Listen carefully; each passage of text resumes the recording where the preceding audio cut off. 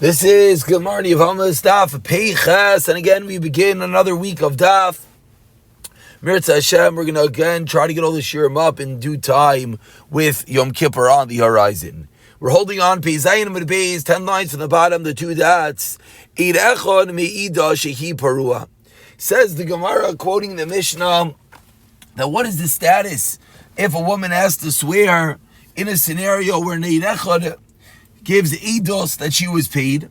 Then the Mishnah said that yes, this is one of the cases that the only way that she could collect is if she makes a shvuah.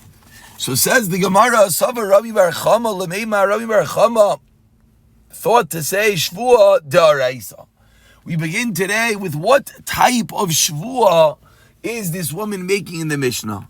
So Rabbi Bar Chama thought that in the scenario that an Echad says that she was paid, and now she's making a shvuah that she was not to collect. Says Rabbi Bar Chama, this is shvuah d'oraisa. Why is the shvuah d'oraisa? The Chsevet says in the pasuk, Lo yakom eid echad b'eish cholav and lo chol chatos. Says the pasuk, an eid echad cannot stand up for avoin and chatos, literally punishment and penalty. And the Gemara of Rabbi Bar Chama is medayik, and he infers cholam l'chol chatos u'deinai kam avol kamu l'shvuah. So seemingly an eid echad only doesn't have the power to incriminate a person cholam l'chol chatos. But you want to know, can an eid echad require someone to make a shvuah? Seemingly the answer should be yes. V'amar mar. And the Gemara explains, and the general rule is, in any scenario, that if two eidim would give the same eidos, they would obligate someone to pay. Then if one eid gives that eidos, they're chayiv shvuah. So therefore, in our Mishnah, if two eidim would have came along and said what this eid said, the woman would have to pay. So seemingly, now she has to swear. So says Rabbi Bar Chama, this shvuah of when an eid echad says she was paid, the woman's shvuah is a din d'oraisa. Amar Rava, and this should be a bit familiar from yesterday's daf, 5 lines from the bottom, says Rava, shtei tshuvos badavar. I have 2 things to tell you. Chad, number 1, the chol nishban shabbat tayir nishban lo mishalman. Number 1, a very important rule. Any biblical swearing, any shvuah d'oraisa, says Rava, is nishbayin, you swear, v'lo misham, and you don't pay. V'hi, and in this case, this woman, nishba'as v'naitelas. She's swearing and she's collecting based on the shvuah. So number 1, such an oath can never be a shvuah d'oraisa. V'ha'id, and number 2, ein nishbayin al kviras shivod karkois. You never swear when you're denying a lien on land, and since the woman to collect your Kesubos has a lien on all of her husband's properties, therefore such a case will never be a shvuah d'oraisa. Ella amar Rava, so rather says Rava, midrabanan klil habes daita shel baal. Says Rava, the shvuah in the Mishnah, you know what it really is? It's a shvuah d'rabanan. Why did the Rabbanan make her make a shvuah? To keep her husband at ease, that since Lamaisa, the husband's claim as an eid echad, so the Rabbanan said, woman, wife, you have to swear, in order that the husband goes to sleep easy at night, because he had an aid opposing her claim that she did not collect Kesubos. So din number 1 of the day is when the Mishnah taught us eid echad me'ida shi parua. What type of shvuah was that? It's a shvuah d'rabanan. So Amar Rav Papa, now that we learned that this shvuah in the Mishnah, when there's a case of an eid echad, is a shvuah d'rabanan, as we turn over to Peichas and Aleph, says Rav Papa, I'm going to tell you how the husband has the ability to transform and change this shvuah into a shvuah d'oraisa. Says Rav Papa, if the husband is wise, if he is smart, have you ma'isla de shvuah d'oraisa. He can make a shvuah d'oraisa. Why? Not why, excuse me. How? Let him give her a bit of the Kesubos in front of one witness. And rely and lean the first witness on the second witness. So now we have two Eidim in Bezdin saying that she got paid. One aid that has been here all along saying she got paid. And now we have a second aid saying, I just saw the husband bear the ksuba. And then, umukem leho lahana kamai b'milva. And then let the first payment, he's going to say that was a milva, that was a halva, that was a loan. And now, any of the reasons that we just mentioned, that it's not able to be a shvua deraisa. Number one, because kol nishbayin shvua, kol nishbayin midaraisa. Nishbayin v'loy naitzlin. And number two, you never swear against Shibud Karkais, would not apply because the first payment was a loan. And now the husband says to the woman, I gave you the money, you are owing me the cash. So now we see the two rules. There's no lien on that property. And she's not swearing and collecting, she's going to swear and pay. So says Rav Papa, if the husband was wise, he should pay her again in front of a singular aid, thereby transforming the Shvua D'Rabbanan into a Shvua D'Oraisa. Now, if this doesn't sit well by anyone, don't worry. Because Maskala Rav Shisha, Braid Ravidi, 5 lines on the top, says Rav Shisha, what are you talking about?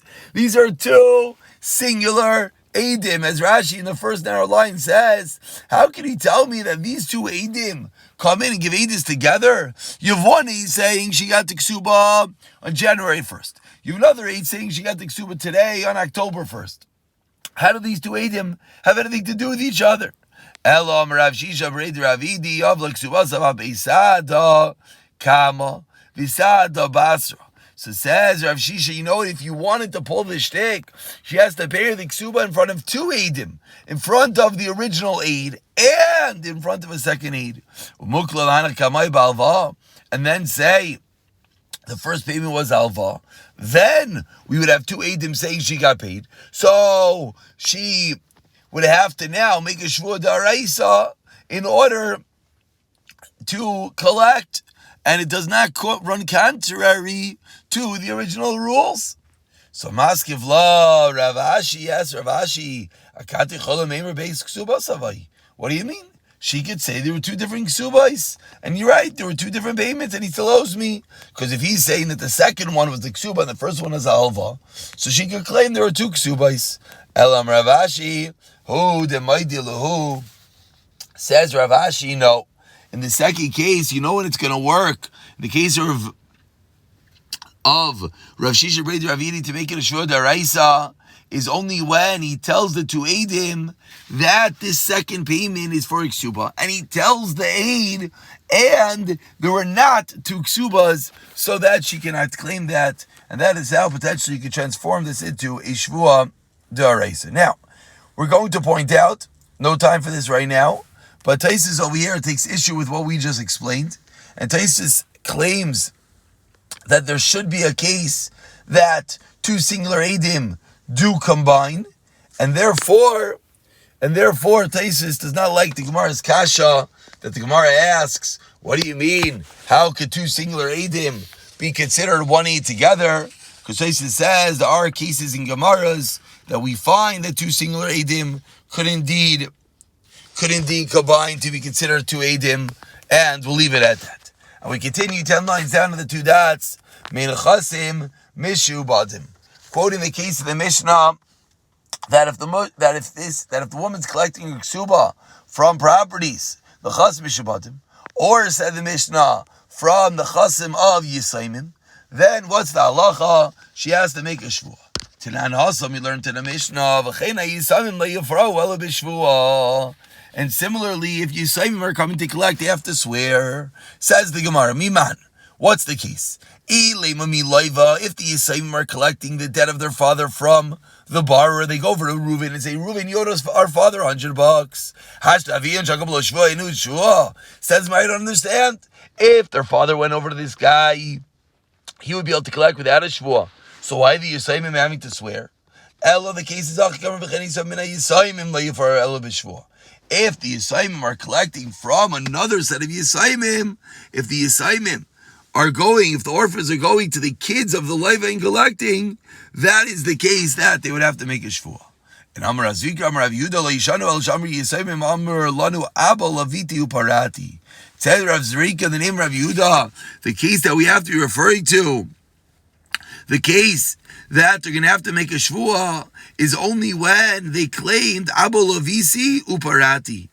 I borrowed the money and I paid it, meaning that the kids of the borrower say that our father said to us, I borrowed and I already paid. Avol Amru Amr Lanu Abalay Lavisi. But let's say the kid said, our father said, I never borrowed. Then the Yisayimim would not be able to collect even with a shvuah. So Rav Zrika Amar Rav Yehuda qualifies this din of Yisayimim of orphans collecting with a shvuah is only in a case in which the children of the borrower of the leivah are saying our father has taught us, yes, he indeed borrowed, but uparati, he paid up. That's when these Yisayimim could swear and collect. But if they said, no, our father told us they never borrowed this cash, then the Yisayimim cannot even collect with a shvuah. Maskif la Rava comes like Rava, and Rava's not happy. Adarabba asks Rava. Kalaimer la Lavisi, Kalaimer la Barati, dummy. Asks Rava, the general rule is that if someone says, I did not borrow, that's as if he's saying, Loi Parati. That's as if he's saying, I did not pay, meaning, that's as if he admitted there was alva. So asks Rava and Rav Zika, Rav Yehuda, I don't understand. If the children of the borrower are saying, Lo Parati, Lo Lavisi, we didn't borrow, it's as if they said, we didn't pay. And then for sure, in that scenario, they should be owed the money. Then for sure, in that case, the children of the malveh should certainly be able to collect. Answers the Gemara, Liyetmar Achi Yetmar. Explains the Gemara, this din of Rav Zrika, the name of Rav Yehuda must have been as follows. Amar Rav Zrika, Amar Rav Yehuda, Loishanu El Shamru, the exact opposite. That the case of the Yisayimim collecting with a shvuah, Loishanu El Shamru Yisayimim Amar Lanu Abel Avisi Uparati. That's when, yes, you collect with a shvuah.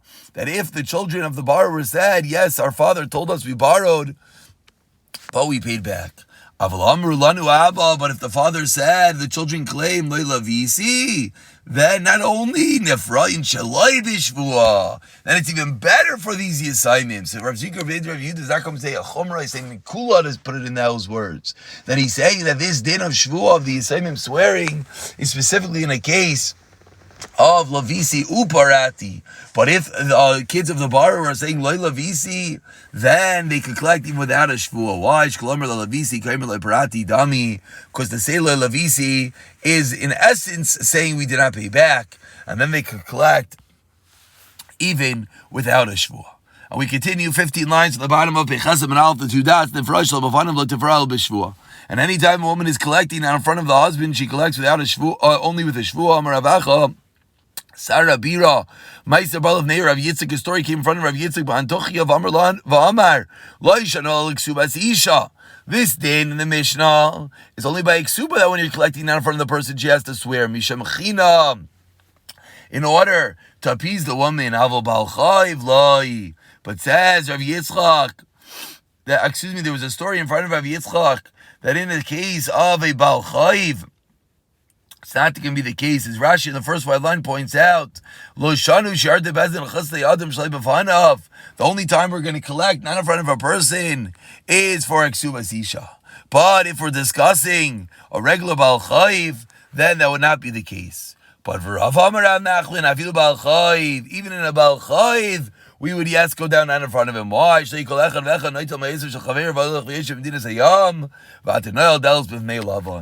says Rava, a Baal Chayv is similar. Meaning the whole reason by Kesubos Isha, we're letting the woman collect not in front of her husband is Misham China. We want woman to be agreeable to get married. And she's going to be nervous if any time the husband goes overseas, they can't collect my Kesubah. She's not going to want to get married. So says Rav Yitzchak, that's the scenario of the Mishnah that she can make a shvuah. Bezin will go down into her property and allow her to collect.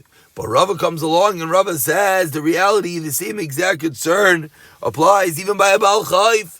We don't want people not to lend money because they're going to say the borrower is just going to skip town. I'll never be able to collect the money. So says the Rava, the same concern applies in that case in Imra of Nachman, and in those scenarios you'll as well be able to collect Shloi B'fanav with a Shvua. We continue 6 lines from the bottom. Rav Shimon Aimer calls Mancha Tevas Kesubos, quoting the din in the Mishnah that Rav Shimon said. When we learned this din in the Mishnah, we said that the Gemara is going to explain exactly which part of the Mishnah it's going on. Rav Shimon says a cryptic statement. Now, whenever she comes along and claims her ksuba, the Yisayimim make her swear. But if she does not collect her ksuba, then the Yisayimim do not make her swear. So says the Gemara of Shimon Ahai, what case is Rav Shimon going on? So Amar Rav Yirmiyah Nifrash Loi B'fanav. On the case that we just spoke about, on the case that a woman collects the ksuba Shloi B'fanav, in that scenario, Rav Shimon is teaching us Lo Tifra Ela B'Shvua that the only time she is allowed to collect with a shvua is Leishanu Lemezayni V'Leishna Liksuba. That Rav Shimon is teaching us that in that scenario, when she's collecting Shaloi B'fanav, when she's collecting and the husband's not here, then Loiti Para Ela B'Shvua is Leishna Mezayni V'Leishna Liksuba. Then, excuse me, then Loishna Ksuba, Loishna Limizainis. Whether she's collecting the Ksuba, whether she's collecting that she needs food, either way, she has to make a Shvua. That's the din of the Tanakama. V'asa Rav Shimon Lemeimar. Here, excuse me, I confused myself. One more time. The din of the Tanakama that we just learned that anytime a woman comes to collect down in front of her husband, she has to swear. That is Loishna Limizayni V'Loishna Liksuba. That's regardless what she's coming to collect, whether she's collecting that she needs money to buy herself food, or whether she's collecting that she wants ksuba in both scenarios. The halacha is loiti para ela b'shvua. That's what the Tanakama holds. V'asa Rav Shimon lemeimar kol zman shetavas ksubasa yorsheh mashbiyan isa. Rav Shimon disagrees, and Rav Shimon says whenever she's collecting a ksuba, the yarshim make a shvua, not in all scenarios. Not if she is coming to collect mizaynais. As we turn over to Pechesim and Beis, the Gemara explains, Einai tevas ksubasa, ein yarshin mashbiyan isa. That Rav Shimon is of the opinion she's not collecting her ksuba, but rather what she's collecting, she's coming to collect mizaynais, then Ein Yarshin Mashbi'in. I saw that the only case that the Yarshin can make her make a shvua, I'm sorry, I said it's very long-winded. The only case the Yarshin can make her make a shvua, according to Rav Shimon, is if she's coming to collect her ksuba. But if she's coming to collect mizaynais, then not. Whereas the Tanakama was of the opinion that any time she claims money, whether it's mizaynais or ksuba, the husband can make her swear. Says the Gemara of Kamifti Plukta, and this is a previous machlokes that tonight we learned that the Chanan ubnei Kohanim Gedolim, the machlokes the Chanan and the children of the Kohanim Gedolim. Tonight we learned in the Mishnah. Someone who goes overseas. Someone who goes overseas, and a woman is claiming she wants support from her husband's estate. Chanan